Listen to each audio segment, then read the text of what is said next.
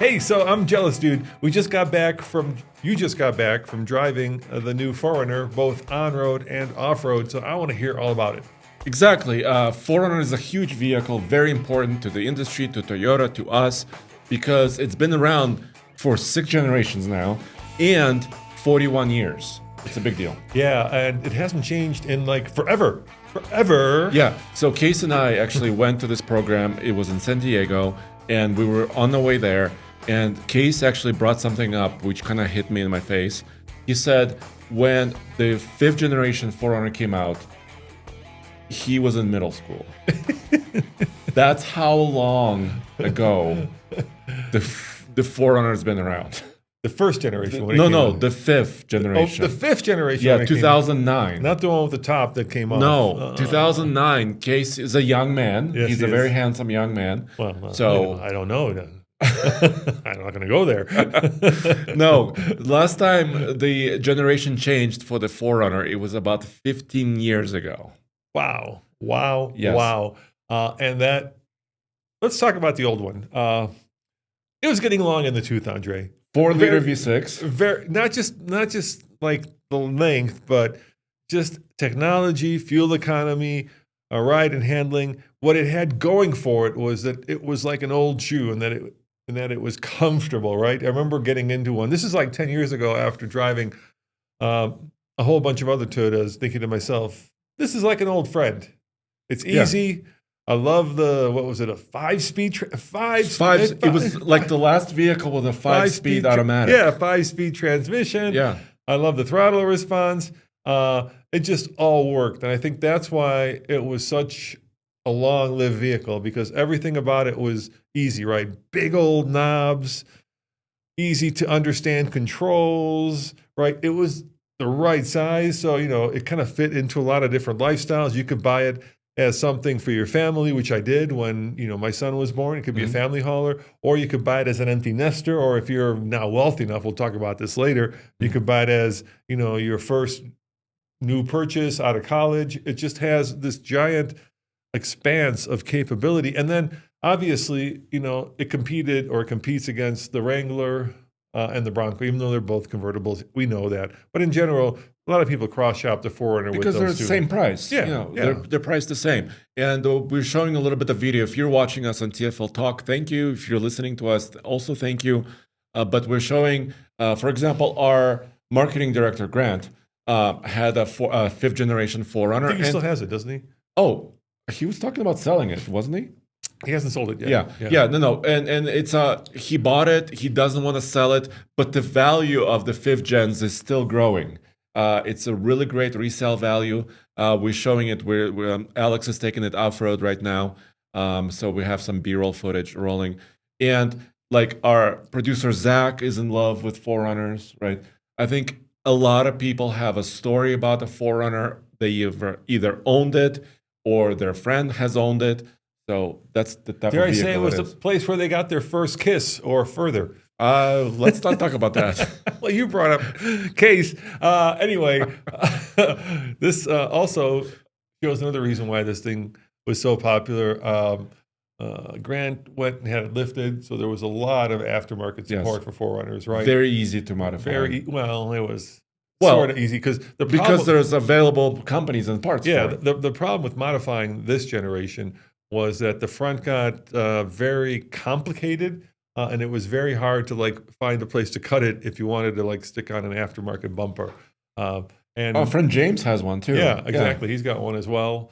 And it's just like one of those, it's like I said it's like an old shoe. Maybe a better analogy would be like a friendly old dog, right? That you just know and is always there, always loves you, is always there for whatever you need. It will start, it will run, it will drive wherever you want it to go. Now there were some downsides to it.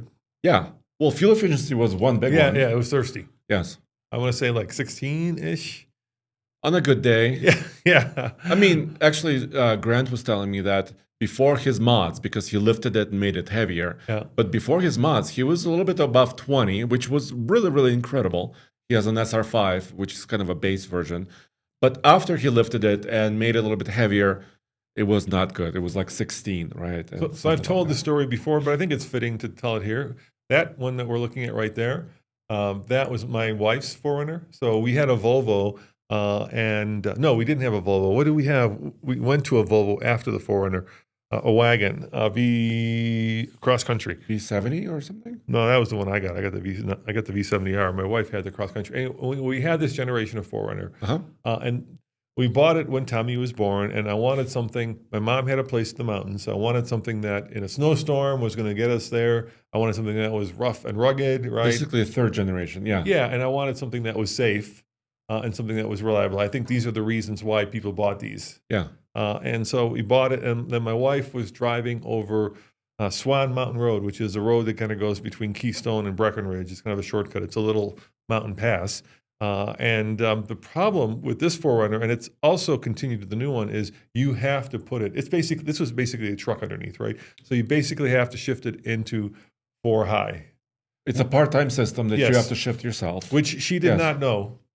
And that's nothing on her. I think a lot of people don't know that. Well, sometimes you get surprised by like a snowy condition or an icy condition, right? You're driving on a dry highway and all of a sudden you hit some ice or snow. I'll tell you what I went. So I had a Jaguar X-Type before this. No way. Yeah, I went from a Jaguar X-Type 2.5 manual, which was tiny. Oh, wow. So it would not fit our family, right? Right. Barely. I mean, I guess in Europe, that was based on a Mondeo. So in Europe, that'd be a magnificently big car. But here in America, not so big. Anyway, so I wanted something, that you could throw all the kids' stuff in the back, which you could. So she's gone up over Swan Mountain Pass. It's icy, and she does not have it in 4-wheel drive. And she's got Tommy, who's a little baby in the back seat, and her sister in the front seat, and she does like a 360.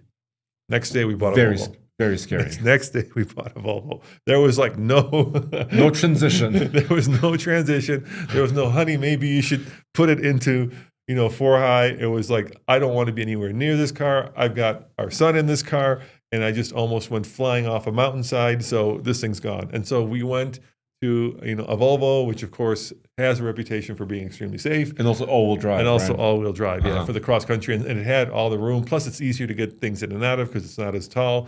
But yeah, the truck we had for like 3 years, I think. But that was it. That was the combination of my son and slippery mountain pass. It was over. Yeah, and I think that's still a problem with the current one. Yeah, so let's just talk about the 6th gen, the new one. Yeah, tell me about it. Yeah, by the way, we have really good friends at 4runner6g.com. Yes. It's a forum which focuses on the new generation of the 4Runner.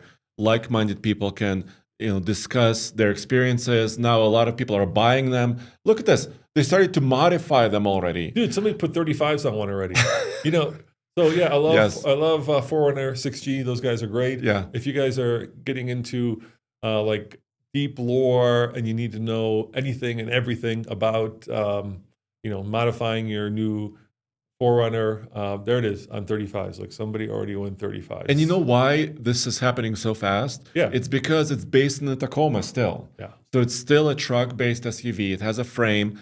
The new Tacoma came out, we had one in 2024. It's easy. I mean, the parts are already available. Some of the suspension components, shocks, some of the accessories. The wheelbase is a lot shorter, of course, in the 4Runner compared to a Tacoma. I am so incredibly stressed, Andre, because thanks to you guys, we're actually buying a new 4Runner. I think it's important. I think we need to do a long-term review on it. And we got a white one. There weren't a lot of options. We didn't get the hybrid because those don't come in until next month.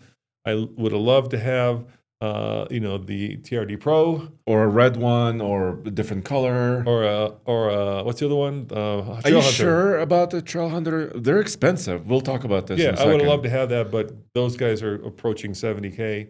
Yeah, they are approaching $70K. So we ended up buying a TRD Pro Premium because those were the ones that are coming in TRD first. Off-Road. TRD Off-Road, sorry. Yeah. TRD Off-Road with the premium package, which means we get leather. But it's been sitting at the port in LA now for 2 weeks. And we're on pins and needles, basically. Well, here's the deal. I want to go buy it, but I can't go buy it because we're going to trade the Defender in on it. And California has this crazy rule that if you buy a car and drive it in California, you have to pay California tax. And that's like 9% or it's 8.5% or something, right? We're in rural Larimer County. Colorado. Yeah, and we can pay a lot less tax. So we have to trailer basically the Defender there, which we're trading, the Defender 90, and then hopefully trailer the 4Runner back, so it won't touch California soil. That's It'll kind of a be loophole. titled here. Yeah. Yeah. Basically, we're shipping it. It's like shipping to not pay California tax, and that's going to take a long time because I got to drive to LA, buy the truck, trade in the truck, drive back, and I'm just dying to get my hands on it because I want to stop in Moab to actually be one of the first to do. I'm not going to say real off-road review because you did take it into off-road course, but let's face it. We'll talk about it. Yeah, we'll talk. I mean, if you took it into one that Toyota built, they're not going to build a course Exactly that the truck can't do. So I'm just dying to get it, but I'm taking up too much of your time because you're the one who drove it. So you tell me all about this bad boy. Well, first of all, let's start with the powertrain. How about that? Yeah, first of all, so very similar powertrain, the same identical powertrain as the Tacoma. So there's a non-hybrid and a hybrid. The non-hybrid is a 2.4 liter turbo, so 278 horsepower and 317 pound-feet of torque. Same as a Land Cruiser. Same engine that's in the Land Cruiser. And when you get it as a hybrid, like in the Land Cruiser, the power goes up. And you're watching, we have some video of the hybrid TRD. I'm sorry, this is the Trailhunter with a hybrid. So 326 horsepower and 465 pound-feet of torque. You made me so happy, Andre, because that's white, which is ours. I think ours is, there's two whites. There's like a pearlescent white, and then there's this Arctic white. Ice cap, I think it's called. Ice cap. And so that's exactly the color we're getting. And I was worried that it would be kind of boring, but at least in it's okay. It's shiny. Yeah, the Trailhunter version looks really good. It's shiny. Yeah. Yeah, and we'll have a little bit of a black trim because the TRD Off-Road also has a little bit of just a like this? fender flare. Not quite as wide, because the TRD Pro and the Trailhunter are wider by about 3 inches. So they have an additional fender flare. But we'll have a little bit of black trim and also an interesting wheel design as well. Yeah, we won't get that bronze wheel, which is really good looking. Which is a Trailhunter special. That's a special. Well, let's just go there. How much does a Trailhunter cost, and how much is a TRD Pro? They're basically identical price. They started about right under 67 grand before destination charges. So here we have a little bit of a configurator. So if you scroll a little bit further, we'll be able to see the Trailhunter and the TRD Pro. They start at $66,900 before destination charges. Before dealer markup. Well, let's not talk about markups quite yet. Well, the old TRD had dealer markup. Yeah. TRD Pro, I mean. Yes. Yeah. So you're pushing 70K. So about like what 68 and a half with destination. So you basically, it's getting quite expensive for a 4Runner. So let's be real. In the real world, I mean, the old TRD Pros were a $10,000 premium over sticker. So we're looking at potentially touching almost $80,000 truck, and even without touching $80,000, $70,000 just seems. I say every new car feels like it's $10,000 too expensive. That feels like it's $20,000 too expensive. I get it. You get a wider body. You get a snorkel. You get an internal air compressor, if I remember right. You get some fancier colors and some fancy interior trims. You get some cool wheels. But dude, for $10,000, you can create your own TRD Pro pretty easily. Oh, and you get better shocks. Can't forget that, right? You get Bill Steins instead of Fox, right? Or is it the other way? It's the other way. So the TRD Of Off-Road. course, it's the other way. Well, the TRD Off-Road that we're buying has Bill Steins. Okay. Now the TRD Pro has Foxes. With the valve that you have to lean down and adjust, which is not ideal for a lot of situations. And then the Trailhunter has Old Man Emu. Emu. No, Australians pronounce it differently. Emu. I think. Emu. You think they say emu? I think that's how they say it. Are you sure? I don't know. I don't know. Okay. Hold on. Is can there a way? You do an Australian accent, Old Man Emu? How do you do that? How do I figure that out? Right there. Emu. Oh, you're so right. Maybe I am wrong. Yeah, emu. Yeah, it's Old Man Emu. Let us know. Let us know in the comments. If you're from Australia, how would you say emu or emu? I would get Mary, who does a really good Australian accent, and she could come in here and she could say it. It's difficult. But she's on a shoot with Tommy, so she's not here. G'day, mate. That's about all I can do in Aussie. Yeah, put another shrimp on the barbie. Yeah, Does that sound okay? Cole, is that okay or is that bad? It's okay. I think he's giving me it's horrible. He's giving us a stink eye. Okay. All right. That was from Crocodile Dundee. All right. Yes. All right. So old Ben Emu upgraded on the On the Trailhunter. Yeah. And also ARB components. So ARB, I can say that. ARB. And those are also kind of... I think they say ARB. ARB. Kidding. On the RB. ARB. Put it on the RB. So look at this. So the towing capacity on all 4Runners I thought was 6,000 pounds.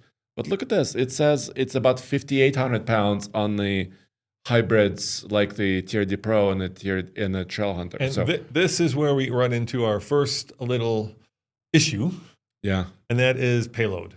It's not a little issue. I think it's a big issue. I was trying to be gentle, Andre. It's a small payload, which makes it a big issue. Yeah. So the number is most of the 4Runners we drove, Case and I drove, had 890 pounds. 890. How much does our Maverick have? How much does a little teeny tiny? Our Maverick has 1,350 pounds. Yeah. So think about that, guys. So a little compact pickup, Maverick has like, what, 400 pounds more? Yes. 450 more. Yeah. Yeah. Which is insane. Yes. And let's just take a huge step back. So basically, that's how much people stuff, or when you're towing, how much ton weight you can have.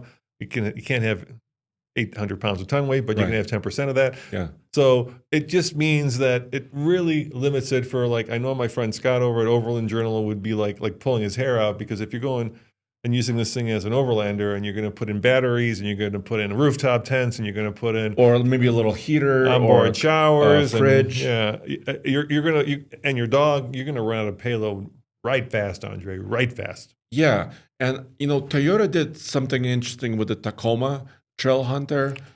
So they increased its gross vehicle weight rating and gave it a little bit more payload, about 1,200 pounds.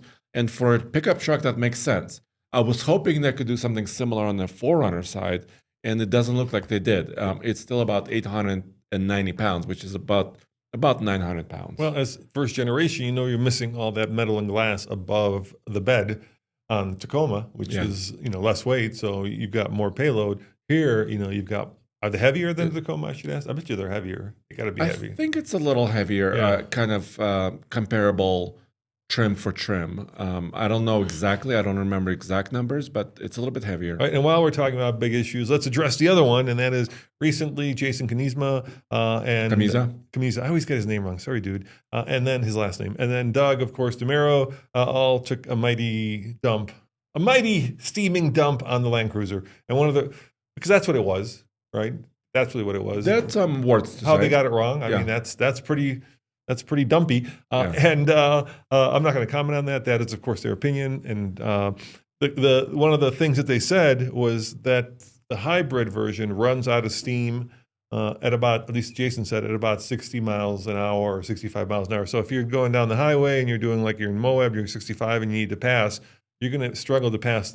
Now, I've driven the Tacoma, not the Land, and the Land Cruiser, actually. Actually, we have one. We have a loaner right now, and I didn't find that to be the case. Okay, so there's some negatives about the powertrains. Right. Well, we owned the Tacoma for at least half a year. Yeah. The non-hybrid Tacoma, the turbocharged 2.4 liter. It's a little bit buzzy, right? It's not very pleasing. Well, the word is coarse. Coarse. Engine's a little coarse. Yeah, so it's not a very pleasing exhaust note. Dare I say agricultural? Yes. Dare I say that? Dare. And when you're paying $50, $60, $65, or $70,000 for a vehicle, it depends on what you want. But I would question that. But here's the thing: a kind of a coarse and maybe utilitarian engine note in a Tacoma, it's kind of fine as a truck, right? I'm not expecting it to be a Lamborghini, a Maserati. Yeah, Lamborghini 12-cylinder, right? I am expecting it to be a work truck, which it was. But getting back to my point, in the Land Cruiser or in the Tacoma, I never felt, either towing or not towing, that like it ran out of power. Now the interesting thing is they were talking about, at least I think Jason was, the hybrid version. Mhm. Now, for our point of view, we're very practical here at TFL. So are you, Andre? So we never kind of felt the need to buy the hybrid because you don't get a lot more in terms of fuel economy. Right. Real world, because we do a lot Yeah. of real world testing. We do MPG loops. We do towing loops. I mean, you and I took the Land Cruiser hybrid to the iGauntlet. We did that. We found out that that electrical system, the hybrid system, adds weight to the vehicle. So that's another kind of negative in some ways. It adds some power. So the power actually is a little bit more linear maybe as you accelerate. But it's just, it's not any more efficient. And this is not. This is a thing I've been thinking about, Toyota. Maybe this is something you should think of. So every time somebody who is in the business, right, talks about the Tundra or the Tacoma, or in even this case, maybe the 4Runner or the Land Cruiser, what they say is that the hybrid isn't meant to give you much better fuel economy. It's meant to give you more power. So if you need more power for towing, for hauling, for doing like truck stuff, right, that's what it is. But that is a very much a mixed message that Toyota is sending, because you show up to Toyota dealership and you're like, hey, I want that Prius. It's a hybrid. And they'll be like, yeah, 50 mpg. And then you're like, how about that Camry? Oh, yeah. 50 mpg. Yeah, 50 mpg. How about that Sienna? Yeah. 35 mpg. I mean, really these good. hybrids are really knocking out of the ballpark. And then you go, how about that 4Runner? Oh, 23. How about the non-hybrid 21? Right? It's a mixed message. Like, yeah, it is a mixed message. Like everything about Toyota's hybrid synergy drive is about saving fuel and paying less at the pump. And then all of a sudden they come out with this like group of vehicles where it's the complete opposite. It's like, well, this isn't about fuel economy. It's about, having more power. And so maybe their criticism is right, because I have not driven we have it now at the office. So I've not driven the Land Cruiser with the hybrid.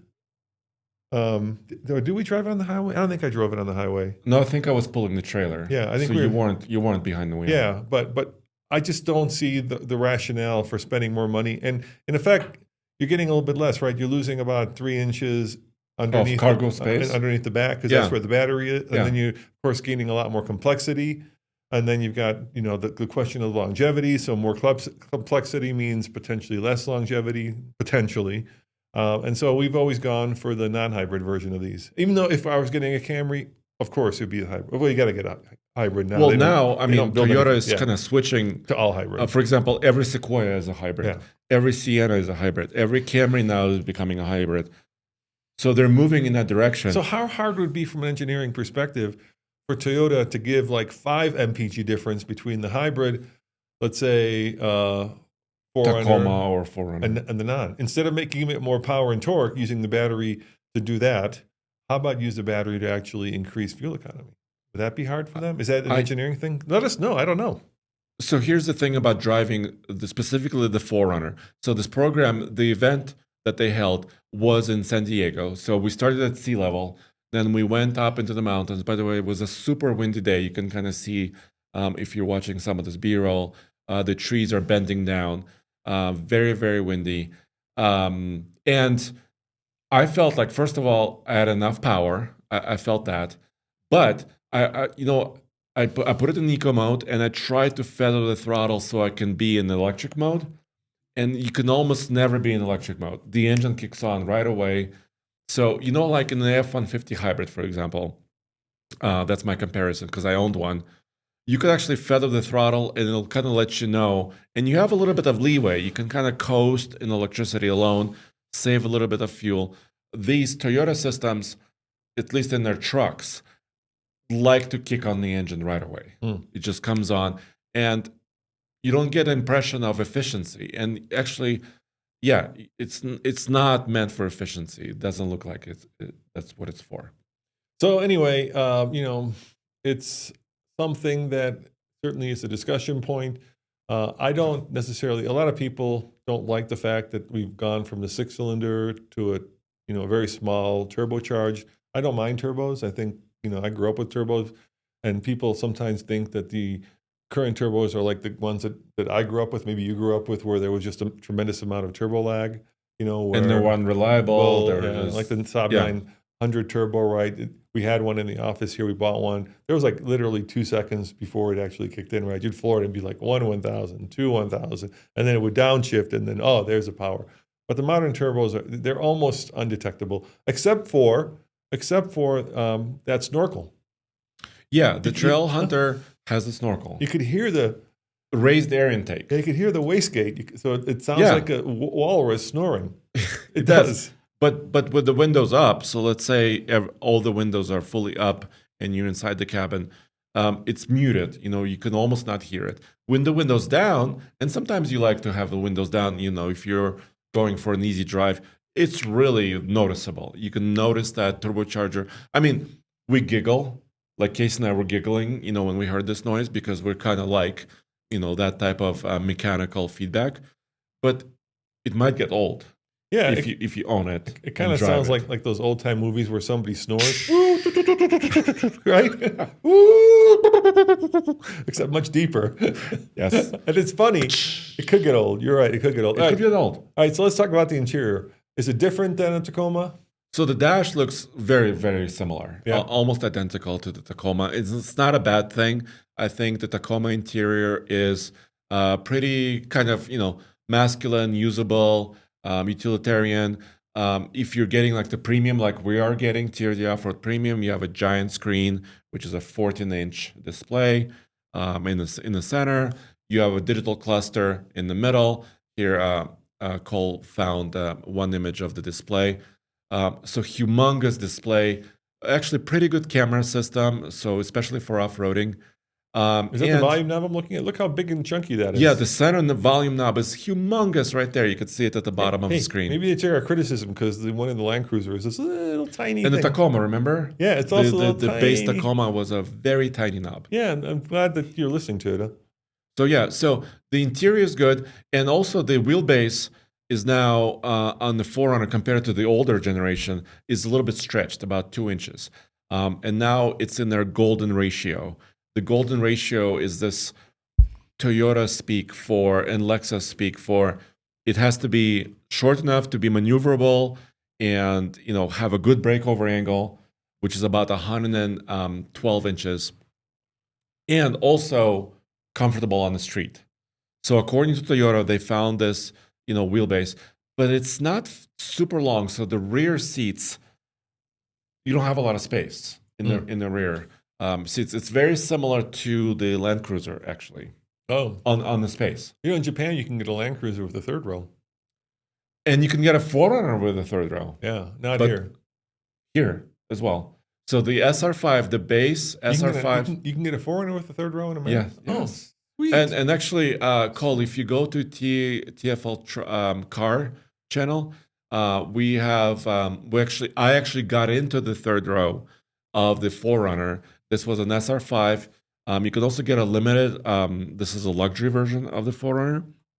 You can get a limited 4Runner third row as well. So you did a video where you compared cheap versus expensive. Exactly. So if you guys want to see that, head on over to alltfl.com.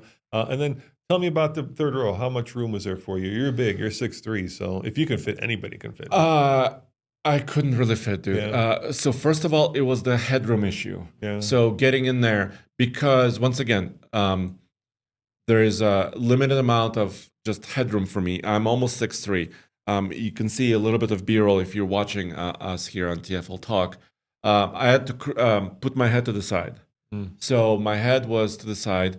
Legroom was also limited. So it's really for kids. See, my head is going sideways. Wow, that's a freeze frame. I did not want to see. Yeah. So third row is really... That expression on your face looks like you dropped your wallet into the toilet. That was the expression on your face. It was not very comfy, Roman, for a big dude. Yeah. For a big dude, it's not very comfy. But hey, in the pinch, they're offering it, right? So if you do have, kids or small adults, or if you're shuttling people around, maybe you're going to the soccer game or volleyball game or what have you. Here's the thing, okay? I was doing a lot of thinking about this too. I'm just a deep thinker, Andre. Yeah. So, I remember when I test drove the Mitsubishi Outlander. You could also get that. That's probably the smallest third row in the entire car. Actually, Nissan Rogues used to have a third row too. Yeah.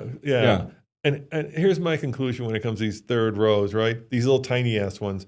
I think they put them in because people buy. It's a buying decision. So you're like, hey, maybe at some point Maybe I could use it. Yeah, I could bring the kids. But then once you actually have it, nobody ever uses it because it does two things. One, it's impossible to get back there. It's teeny tiny, and it robs you of any space you have behind the second row once you put the third row up. So it's one of those things that's almost like in an emergency, you think, well, I can use this, but once you actually start to live with it, and I could be wrong. Maybe there are people who have like the Outlander with that third row, and they actually have stuck kids back there. But same thing with like the Palisade, right? And the Telluride, it's got this third row, but those are even bigger than this. So here's my take on it. Yeah, what's your take? So remember the F-150 I used to own had a bench seat in the front. Yeah. So you could put technically 3 people in the front. Did you ever use it? I used it twice. Okay. I bought it with that bench seat. Usually you could flip down the console and just have a normal 2-seat orientation.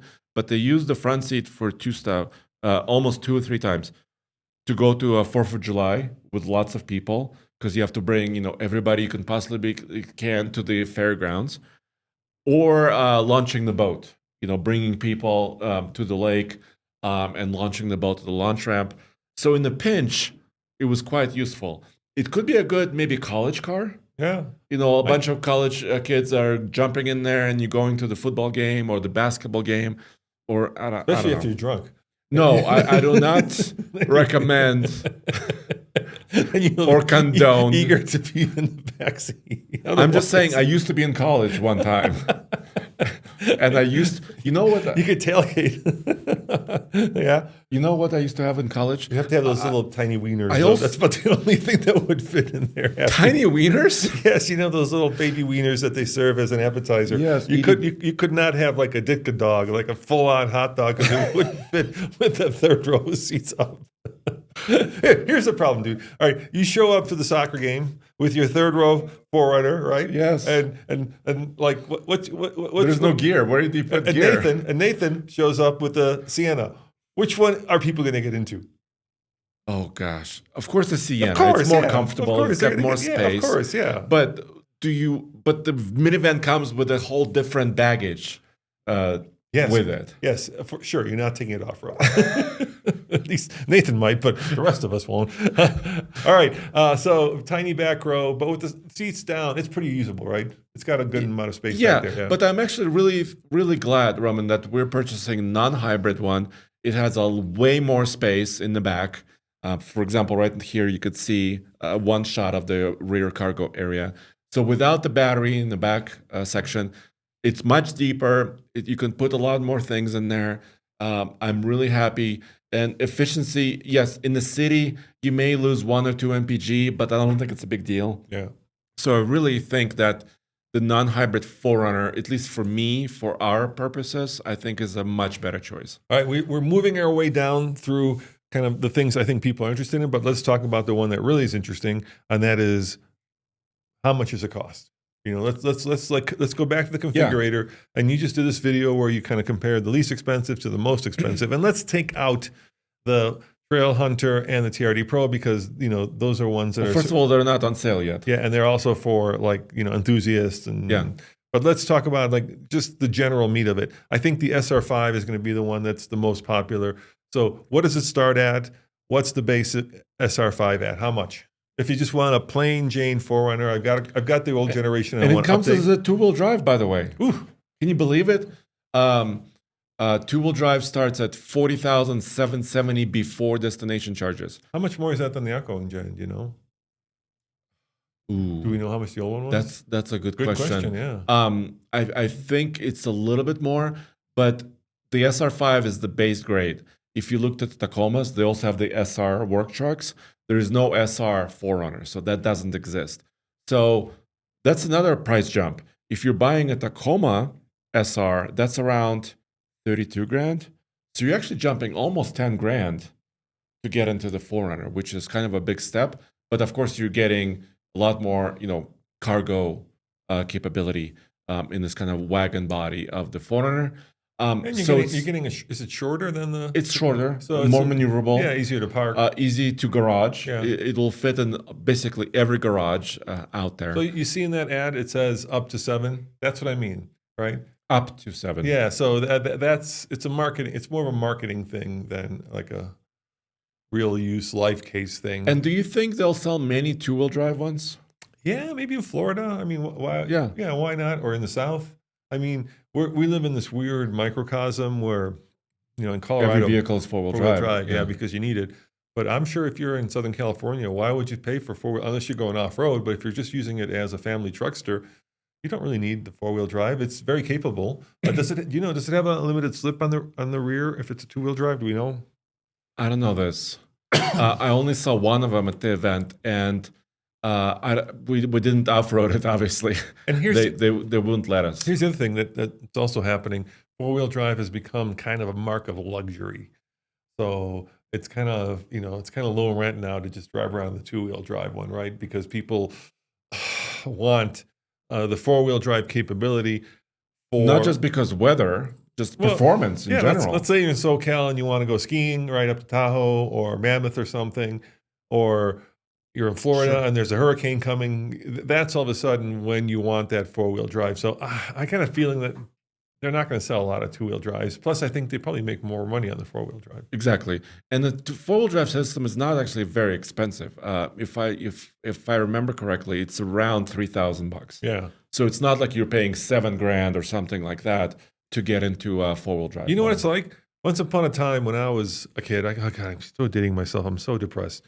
Most pickups. There it is, $2,000 for 4-wheel drive. Yeah, that's not bad. Most pickups, or many, were 2-wheel drive. Yes. Good luck, especially here, finding a 2-wheel drive pickup. It's almost impossible. Maybe a work truck. Yeah, and I think that's not just Colorado. I think that's everywhere. Most pickups have now turned into 4x4, and I kind of feel like the 4Runner is following that same trend. Well, the name is 4Runner. It's not 2Runner. Yeah, the name has a 4 in the name. And if it doesn't have a limited slip, then it'd be 1Runner. On purpose. That's on purpose. So the next up is TRD Sport. And when Hennessy gets hold of it, it'll be a 6Runner. 6x6. All right, next one is the TRD Sport. TRD Sport. Now you're going up 7,000. You are. Yeah. So you're starting basically at 47,000 plus destination. Destination is around $1,400. But it says it only seats 5, so you can't get that with a third row. Nope, this one you can't. But I really like the look of this one. So you have a lot of body color components. So the fender flares are body color. A lot of the grille front end is also body color. Also very attractive wheels. Do you like these wheels? So they're 20-inch diameter wheels with little silver accents on them. I think it's a very good-looking vehicle, and also tuned a little bit more for the street. So the suspension is tuned. So I'm not going to say it's a sports car, but it's tuned a little bit more for street use. So this comes as both a rear-wheel drive and part-time. Notice this is part-time. Yeah, once again, like your third generation you talked about, still part-time. So you have to select it. And this is here's a sidebar, a TFL sidebar. The biggest difference, besides cost, I'm going to try to do this really fast, okay? The biggest difference besides cost between the 4Runner and the Land Cruiser is that you get full-time 4-wheel drive in the Land Cruiser, but only part-time 4-wheel drive in the 4Runner. Hot take. Yeah, that was like one of those drug prescription things. Yes, but you know what else? We'll get to the Limited. Yeah. The Limited 4Runner has full-time 4-wheel drive. Wow. So 4Runner is there's a lot of breadth of different versions. But that's a city slicker truck. Yes. Which is weird. Why wouldn't you put the all-time 4-wheel drive? Because it's looked like as a luxury item. Oh. It's a luxury item. I'm raising my hand. What? Oh. And then if people are wondering what the difference between 4-wheel drive and all-wheel drive is, usually the definition is it has a low range, but Land Cruiser has a low range. And the 4Runner full-time system, also has a low range. So that definition is no longer valid. So full-time 4-wheel drive, and our friend Jason Fensky from Engineering Explained, love him, love Jason, has a very, very detailed and very, very really cool video explaining the difference between Toyota part-time and full-time systems. And it's basically the full-time system is a little bit more complex. I mean, there's a lot more gearing going on there, but it can. It's basically you always drive it in 4-wheel drive, and it will always help you out. Do you think people confuse the two Jasons? Probably. Yeah, maybe. Yeah, Yeah. I could see that. Is that? I don't know. Jason's. Let us know. Are you confused with each other? Well, They did Jason Fensky is known as Engineering Explained yeah. mostly. They did a Yeah. video together where they test drove the Porsche. Oh, 911, they drag raced it, right? 911. No, yeah, they did that too. But no, Jason did. Jason Fensky did that. But they compared the new. They did like two Jasons on the 911 Oh, ST, that's if I remember right. That's right. All right. Well, back to 4Runner. This isn't Porsche talk. Back to we'll leave 4Runner. We'll leave Spike to do that. All right. So we're at 47,000 now. If we go to the one that I'm interested in, which is the one we're buying. Well, yes, the Kind TRD of, off-road. yes. What's the difference besides $2,000? So this one starts at 49,190. They're both TRD labeled. Yes. Right. So TRD doesn't mean off-road. It means Toyota Racing Development, TRD. So it can be a little bit street-worthy in the TRD Sport, or it could be a little bit more off-road worthy. Now the off-road model has multi-terrain select. It has crawl control. It has different wheel and tire package. It's got 33 all-terrain tires, 33-inch all-terrain tires. So it has a lot of specific off-road goodies and special Bilstein shocks too. Okay. So it has special suspension, special shocks, and it will still tow 6,000 pounds. By the way, it's 1,000 pounds more than the previous gen. The previous gen only was rated for 5,000. Now we're at 6,000 pounds. Does it have a rear locker? Ooh, I stumped you. That was a stump. The only one I tested at this event was the premium one. Yeah. And that, of course, did have a rear locker. Yeah. I think it does. Yeah. So, Bill, I want to see now the difference between going from the TRD regular to the premium. Yeah. What's the difference between the regular to the premium? So let's build the regular first. So we're here. The one where I would like to see is ice cap. So if you could. Oh, nice. Okay. So that's kind of what it looks like. So we do have black. But do you see this chin? Do you see the chin on the bottom of this? I don't like the chin, Andre. Don't like that chin. So the chin is also on the TRD off-road, and it is removable. Yes. It has several. So is it like the Tacoma where there's like 6 bolts? Yeah, it's That's like are those our wheels? Yes. So they almost look beadlock capable. But they're not beadlock. They're not. But they're painted as if they were beadlock capable. I think we're gonna have to remove that chin. I think so too. I mean, it could save a micro MPG. I don't know, maybe a portion of an MPG, a fraction, but it's. I think we have to remove it. If we don't remove it, Hell's Revenge will remove it. Or even any trail here in Colorado will probably remove it. Yes, we can do it. We could do it proactively, or we could do it passively. Can you show the interior shot really quick, Cole? So this is basically if you're watching us once again, and yes, it does have a rear locking differential. Wait. Is that the little tiny volume knob? Yes. I thought we had a big volume knob. This is not the premium one. Oh, we're not on the premium. Yes. Cole, for God's sakes. It's okay. Just relax. I'm getting all hyped up here and stressed out for nothing. Relax. All right. We're looking at the base TRD off-road. The 49,001. Okay. So it has a rear locking differential. It has, of course, 2 high, 4 low part-time transfer case, which means if you're on mixed surfaces like wet or icy or snowy, you will have to select it in the 4-wheel drive yourself. The vehicle won't do it for you. This is a huge pain in the ass. Yeah. Because remember we had the Tacoma and we were towing a trailer coming into Colorado. We bought the Tacoma. We towed up here in the winter, about this time last year, right? Maybe a little bit later. It was like February, yes. Yeah, it was very similar. And it started to snow. We had a big snowstorm. And then the problem wasn't when it was snowing because we just put it in 4-wheel drive. That was fine. It was when the snow started to melt because then you get these sections that are wet and then you get sections that are dry. And when you go from wet to dry in 4-wheel drive, because it's not all time 4-wheel drive, it starts to crab. And that's very disconcerting. Yeah, because so it is a system that you need to kind of know how to use. Let's look at off-road premium. This is what we care the most about. It starts at $54,970, and this is basically, I believe, how much we'll be paying. It's going to be a little bit higher than that because we have a couple of options. We got 3 years of Sirius. Wow, that's a lot of Sirius. Yeah, then we keep our cars for like less than a year. That's good. Somebody's going to get 2 years of Sirius for free when they buy our truck. So if you click build, Cole, if we could build this guy, once again in ice cap, white color. And if you look at the interior shot really quick, you will see the different interior. So now, Roman, do you see this? I'm glad we got the premium. just because of that volume knob. I hate that little tiny ass volume knob. So you have the bigger volume knob, you have a climate control system, automatic, you have heated seats, you have heated steering wheel, which we're missing on the older Tacoma that we had. You have vented seats? I don't think so. I don't think on this They model. look like they're leather. You have leather. Yeah, you have a 360-degree camera views. You have a rear locking differential still. I see. You have a little bit more premium interior. We have wireless charging, which is nice. Yes. Why is it called Qi wireless charging? I think that's the company, that's the brand. Does anybody know that? I think that's the brand of the company that does it. And once again, in the back, do you see the amount of space? The floor is very low. It goes all the way underneath the rear seats. So we have lots of volume. You can put a lot of stuff down there. And is there a full-size spare? Yes. Oh, that's great. It's underneath. Yeah. Where God intended it to be, Andre. Where God intended it to be. For trucks. For truck trucks. SUVs. Yes. So... Hey, Cole, can you go back to the outside shot? I'm just a sucker for Heritage Blue. Can you make it blue? Do you want to wrap it? Oh, that's so much nicer. How about Sonic Red? Make it Sonic Red. Let's see what that looks like. Roman wants to wrap it. I had like, that's also much better. I had like very little choice in terms of colors. So basically like those first 4 colors was the choice we had if we wanted to get it early. So Why ice is cap, that?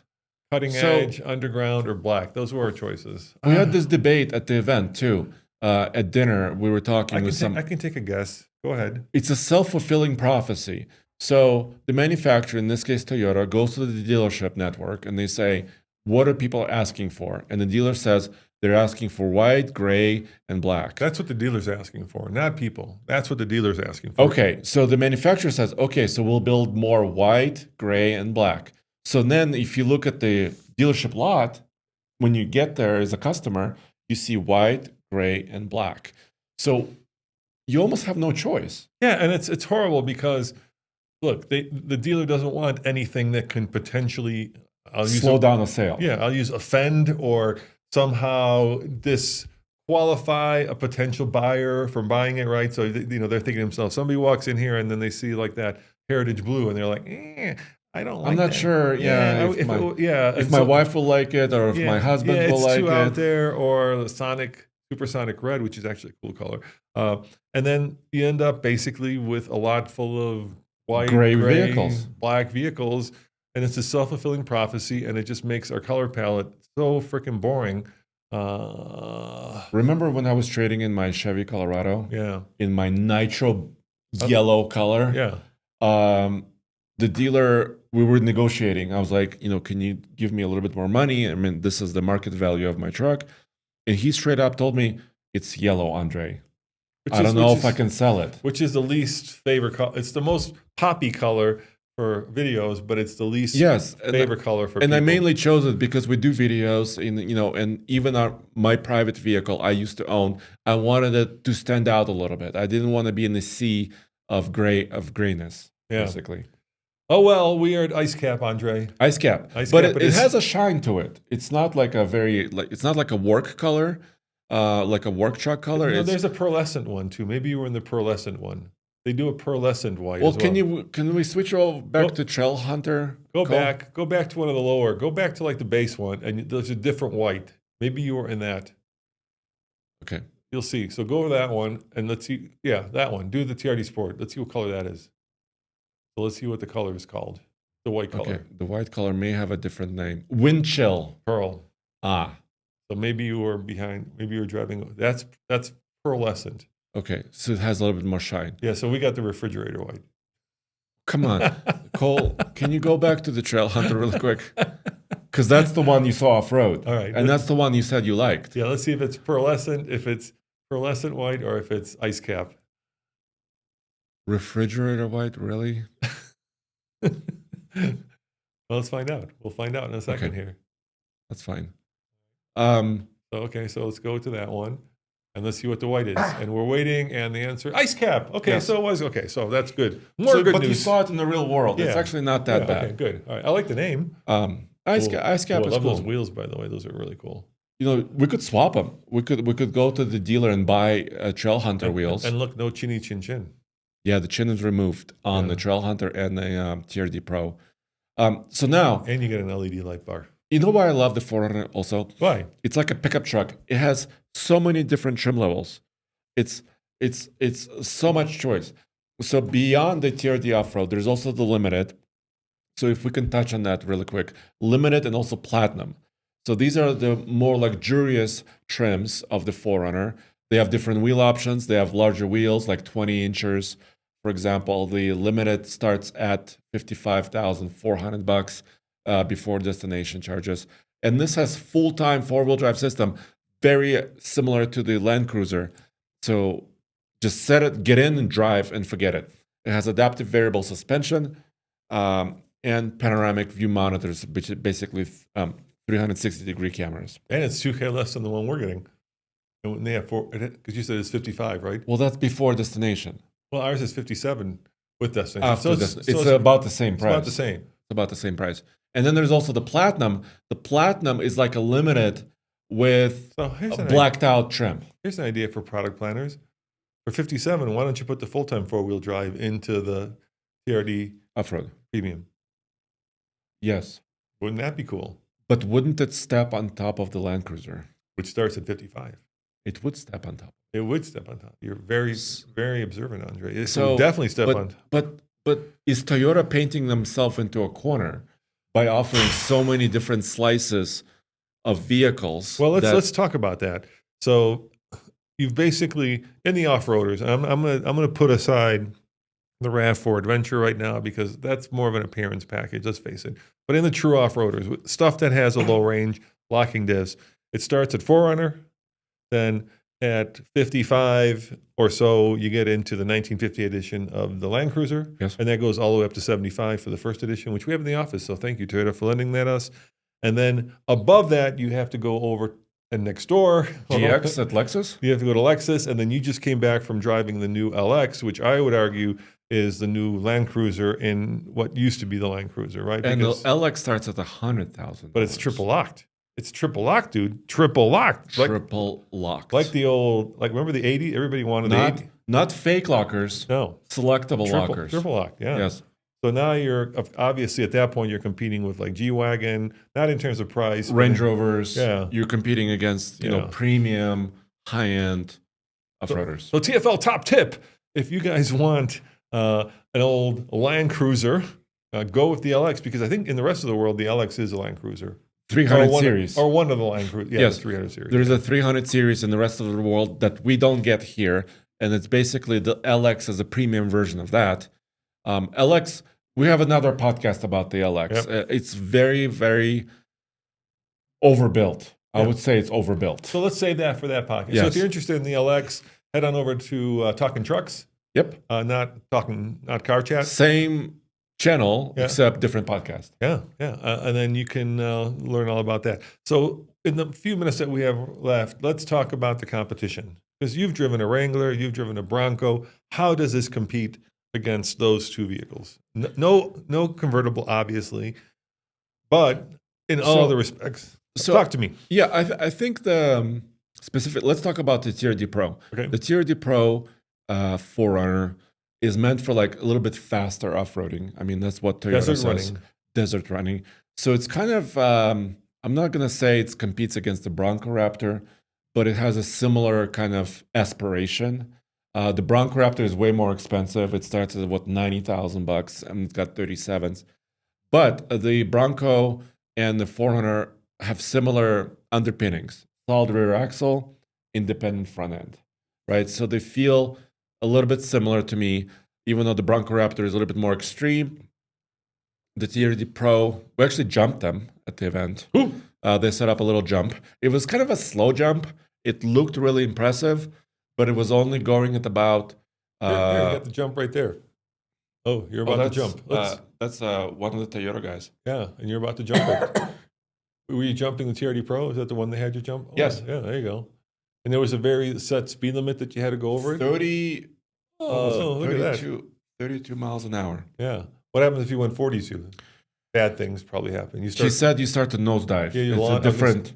Lawn dart it. You start to lawn dart it because it depends on the angle of the jump, right? Yeah. You can have a gentle angle. You can have a steep angle. it's physics. At some point, physics is against you. So basically, let's just talk apples to apples. A TRD Pro would compete with like a Sasquatch Kind of a Sasquatch version of the Bronco. Yeah, exactly. Although the Sasquatch is a little bit cheaper. more crawly, and it's cheaper. Is it cheaper? It probably is cheaper. Yeah. Yeah, it is. It's cheaper. Actually, it is quite. We a bit had that cheaper. first edition, and we paid $62,000 for it. That was a long But that time was ago. a long time ago. So yeah, that was before COVID. That was a long time ago. Yeah. Now, actually, Cole, we might be able to go to a Ford website really quick and actually look at the Sasquatch Bronco. But here's the thing about the Bronco: removable top, removable doors. Locking front, middle, and rear. Yes. So triple locked. You Bigger can wheels get those. and tires. Yeah, exactly. So it doesn't seem like Toyota will ever Directly compete with a Bronco. We're not talking about the Bronco Sport though. We want to see the big Bronco. I don't know. Do you think Toyota will ever do removable doors? They did it originally, but I think that removable top. No, I don't think thing? so. I think they sell the 4Runner more. So look, I think the 4Runner is more of a utilitarian family, vehicle that can be turned into a very good, and has been turned into a very good off-roader. Whereas the Bronco and the Wrangler tend to be more off-road aspirational, if you know what I'm saying. Like it's if you think about I'm going to go off-road, you're probably going to think of a Bronco and a Wrangler more than you are of a 4Runner. That's the way at least I look at it. To me, the 4Runner, I mean, they all live on road, but the more natural place that most 4Runners like the SR5 are going to live are on road. But I think what you're giving up in the Bronco or the Wrangler is maybe some noise. The top may not be fitting correctly, or if you have a soft top, the soft top is buffeting. So maybe there's a little bit more wind noise in the Bronco. Cole, can you find a configurator for a Bronco? I'm just curious to see how much that Sasquatch cost. Yeah, and also the Bronco and the Wrangler have two-door options. Yeah. Short wheelbases. And the 4Runner does not. Look, the 4Runner has always had a better reputation for reliability, right? The Bronco and the Wrangler have always been more toys. Not that people use them as such, right? They don't, but that's always been kind of the fun quotient is higher on those vehicles, whereas the livability quotient on the 4Runner is higher. And I think Toyota wants it that way. Right? Yeah, right? On purpose. I think the FJ was their attempt at competing with the Bronco and Wrangler. Even though you couldn't really remove the top on the FJ Cruiser or the doors. Yeah, let's see how much. So I think you could don't do the Heritage. Yeah, do the Badlands. I don't see a Sasquatch. Oh, you have to put it on. So do the four-door. Select four-door. Select four-door. Yeah. Select Badlands. Yep. And then add Sasquatch on top of that and see how much that's going to cost. It has 2 engine options too. Yeah, a lot more engine options. Badlands. There it is, Sasquatch. Right Sasquatch, there. $5,000. $5,000. And that's the soft top. And it's a soft top still. So you got to put a hard top on it too. That's going to cost a little bit too. So right now we are at 59,000, Roman. With the soft top. With the soft top.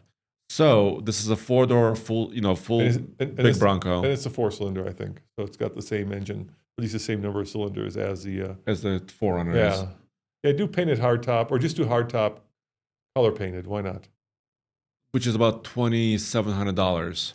So now we're at 62, and the TRD Pro starts at 67. Yeah. So I mean, they're approaching. They benchmark each other. But of course, the TRD Pro is more expensive. Yeah. And then if we're talking Wrangler, then the TRD Pro would compete with the Rubicon, right? The Ruby. But once again, triple locked. Convertible. And solid front axle. Which of course Toyota doesn't have. Right. So, solid front axle, I mean, there's 2 schools of thought, right? It's a little bit better articulating in some instances. So off-roading it, or you could lift it easier, right? Yeah, I mean, they've come a long way making independent suspension very good off-road. Right. But the hardcore guys, especially hardcore Wrangler guys and gals, will always tell you that the solid axle is the way to go. Because it keeps at least one wheel on the ground all the time. But you may compromise on road, comfort or stability. Or steering. Or steering. Yeah. So it'll be interesting. I mean, what we really need to do is we really need to go get all 3 of these and take them off-road. So, and the other thing is, I want to say, so all the 4Runners are built in Japan. Yeah. Um, all the Tacomas are built in Mexico. So obviously there's shipping issue. Like you said, ours is waiting at the port, right? And where am I going with this? I don't know. I'm gonna hijack your thread there. Okay. And I'm gonna say another difference is that it's easier to lift a Bronco and certainly a Wrangler, not just because they're solid axles, just because, like I said, they're basically built to be lifted. The 4Runner, you could put. Well, you already saw a lifted 4Runner. People on the 4Runner forum already you lifted. got to start cutting stuff. You don't have to start cutting anything, right? You want to put on 35s on that 4Runner, you're gonna have to start cutting. I don't know. We'll have to look into it. You could easily put 35s on a Wrangler or a Bronco. Well, actually, they come with 35s, even from the factory. Yeah. Some of those trim levels on the Bronco and the Wrangler. Yeah. So if it were my money, dude, and we've owned the Bronco Sasquatch, we've owned a Wrangler. If I wanted to have a vehicle that has more of a bandwidth, right, and I'm going to be realistic about how I'm going to use it, which is most of its life is going to be spent on road, not off road, then I'd probably go with the 4Runner just because it's a little bit more livable in a lot of ways. And you said it, Andre. I love the convertible, but it's loud. Oh, I know where I was going. Where are we going? So when the Tacoma came to market, there was a period of like 6 months where they were losing sales. Yeah. Because the changeover was happening. They were trying to ramp up their new productions. And it worried, we watch sales numbers pretty closely. I think it worried a lot of people. They're like, oh my gosh, is Tacoma going to lose its stronghold as the best-selling midsize pickup? And all of a sudden it rebounded. Last quarter of 2024, they sold like crazy amount of Tacomas. So the word went out, go buy a taco. They're back. They're back. We're back, So baby. what's going to happen with the 4Runner? They've been very successful, but it's also built overseas. So there's going to be a switchover. They have to ship all of them in and, bring them in. The one thing I would... Are they going to be successful? That's what I'm wondering. Look, so here's the dichotomy.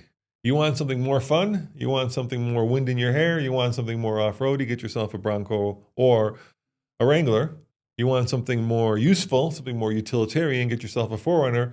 But the downside of that is, in some ways, a 4Runner, because it's been around for so long, especially the last generation, it's a little bit more boring. Like I said, you know what I mean? It's like, let's go back to that kind of, it's not the new hotness. It's kind of the old friendliness. So you have to decide whether you want the new hotness or the old friendliness.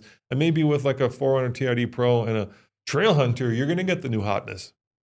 Right, that Trailhunter has never existed before. Right, and it's got a unique look to it. And you got that you got that walrus. Walrus breathing. Oh, sorry, not snorkel. Raised air intake. It's no longer desert air intake. It's just raised now. It could be desert, but it's also raised. Well, guys, let us know in the comments below what you think. I am on pins and needles waiting to get ours. I've been dying to jump in the truck and drag the Defender to LA and pick up our 4Runner and drag it back here and title it.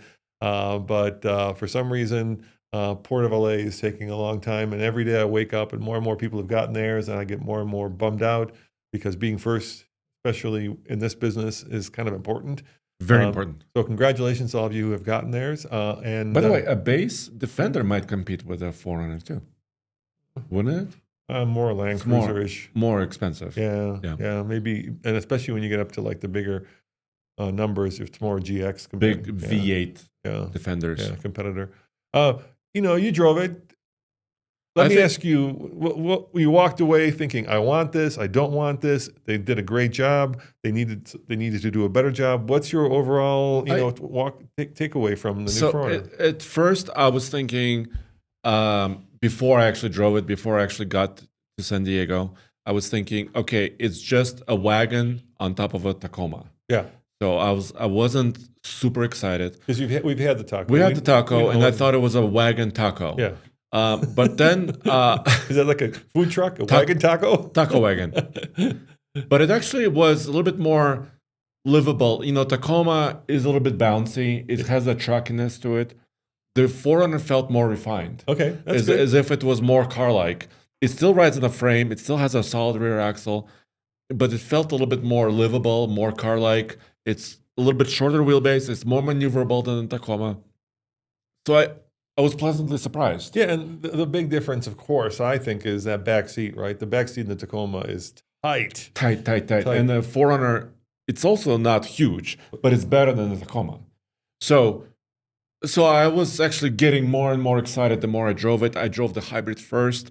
I felt like, if people say that the hybrid system in these vehicles is underpowered, That's what not people. That's what some of the reviewers have said. And not underpowered, but during passing situations, it runs out of steam because, once again, how much horsepower?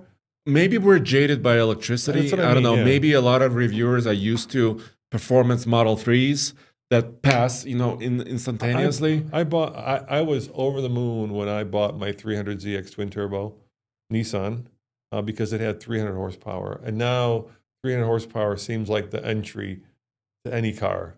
And so maybe I'm not jaded, but I can't imagine that 300-ish horsepower is going to seem slow, especially passing at 65. That's still a lot because that horsepower is about top end speed. So that's when the horsepower number comes into play. When you're cruising from Moab back to Colorado, 80 mile an hour speed limit, nobody's around, and that's when it comes into play. And when we did a lot of towing with that Tacoma, I never felt like it was underpowered. And that's towing. Yeah, acceleration will feel slower. Yes. No matter what with the trailer, right? So we'll tow with the Tacoma, with the 4Runner as well. Yeah, and then, I recently drove our Defender, which is the base. It's a 90, but it's got a 2-liter, 2-liter turbo. And I drove it from Moab down to Phoenix, which is kind of through no man land, but it's pretty desolate, right? Once you get south of Moab, there is just a lot of beautiful nature, but not a lot of people living there. Some Indian reservations, of course, and I never felt like I was in need of more power. So we'll see. We'll see. We'll figure that. We'll title it and we'll take it to Moab right quick, and figure out just how much truth is in the fact that this doesn't have enough power at highway speeds. All right. Well, I've got a frog in my throat, so I'm going to stop talking. All right. Guys, thank you for watching. As always, if you want to learn about the what's the L? What's the one you just did? LX. Sorry, LX. Too many L's in the, I was going to say LC. Did you drive the LC too? No, you didn't drive. There was one at the hotel. There was an LC? Yeah. But I didn't get driven. James, that's for you. Anyway, if you're, he loves LCs. He owns one. If you're interested in the LX, head on over to alltfl.com. And as always, this is Roman. And Andre. Thanks for watching, and we'll see you next time. Ciao. Thank you.